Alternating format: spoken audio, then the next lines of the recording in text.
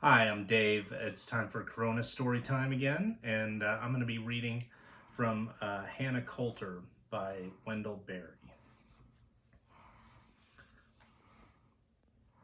Those were fine days. Everything we did seemed to start something that was going to go on and on.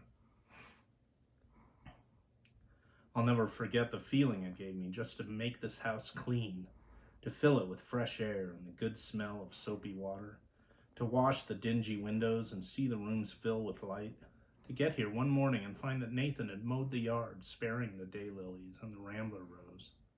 I cut a few blossoms and stuck them in a jar of water in the living room.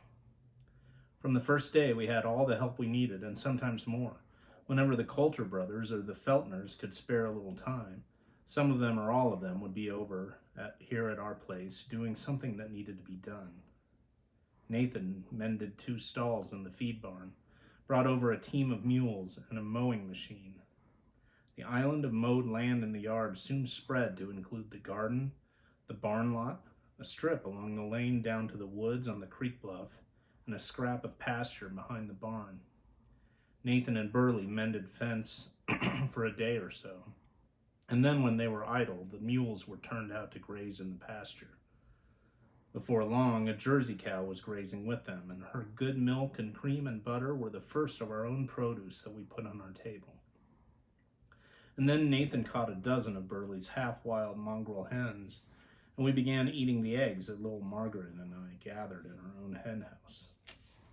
When we got ourselves moved in with our hodgepodge of furniture, the house looked bare and spare and incomplete enough. We had no rugs, no window shades or curtains, and the walls were just splotches of bare plaster and old wallpaper. I didn't mind. I had never had a house of my own before, and I was happy. Mrs. Feltner accepted it all in a good spirit. She was even amused by it, but she wasn't as reconciled as I was. One day she said, "Honey, you've got to have some curtains." And so she appointed herself and measured the windows and made curtains. She was right. The curtains civilized the place and gave it a touch of warmth and care that pleased us all. It was during that time of beginning that I learned to really to know Jarrett Coulter, my new father-in-law. It had been no trouble to know Burley, that wondrous, wayward, loyal, funny, grave, thoughtful, tender, solitary, companionable man. Burley had spent a lot of his life alone, fishing, hunting, rambling about in the woods, and he had lived alone after his parents were dead and the boys gone. But he loved company too, and he loved talk.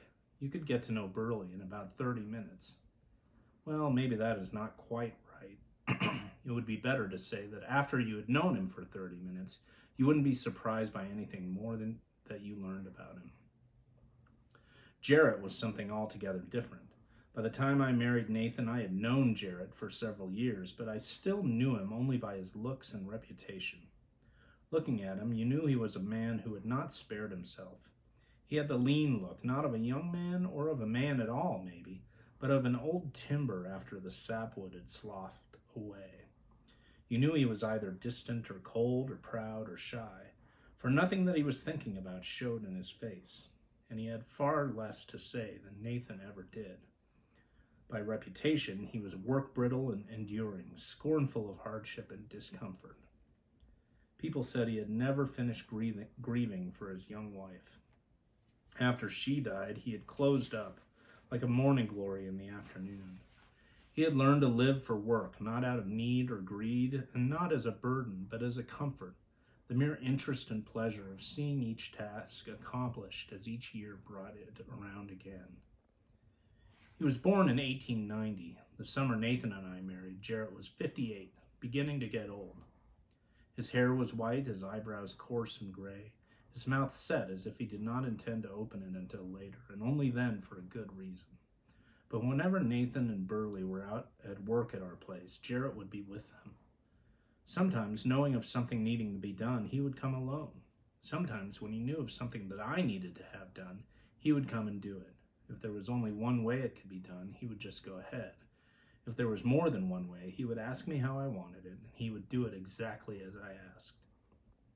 Gradually, I realized that he was just being awfully kind to me, that he cared about me, that he understood the loss that I had come from to this place, that he wanted me to be glad I was married to his son.